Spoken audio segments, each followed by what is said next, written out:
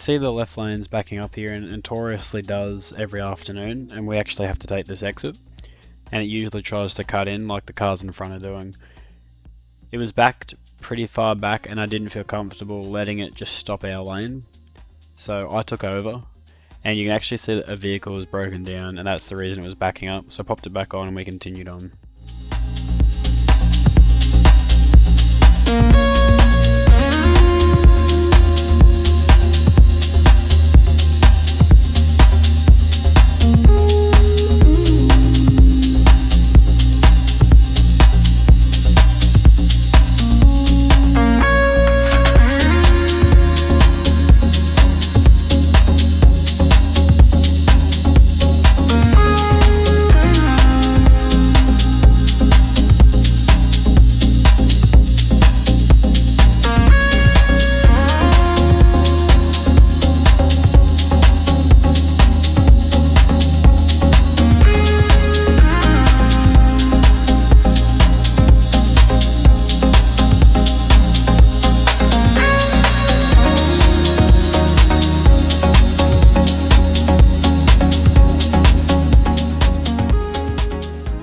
Just prior to this, I changed the navigation, so it did originally have us turning right here, and the new navigation had us going straight.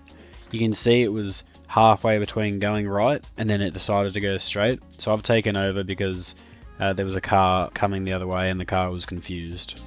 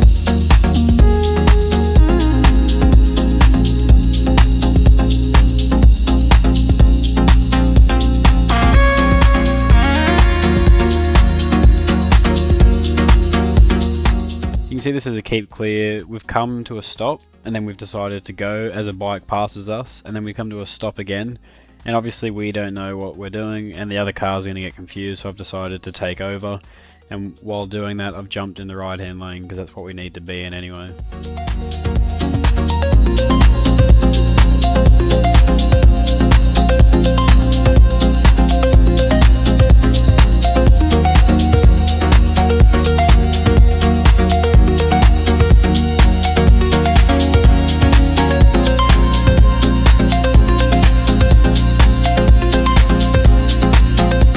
Once we got up to the top, I took over and turned around in this car park, put in the new destination, and then these two gentlemen wanted to know if I could take them down the bottom of the hill.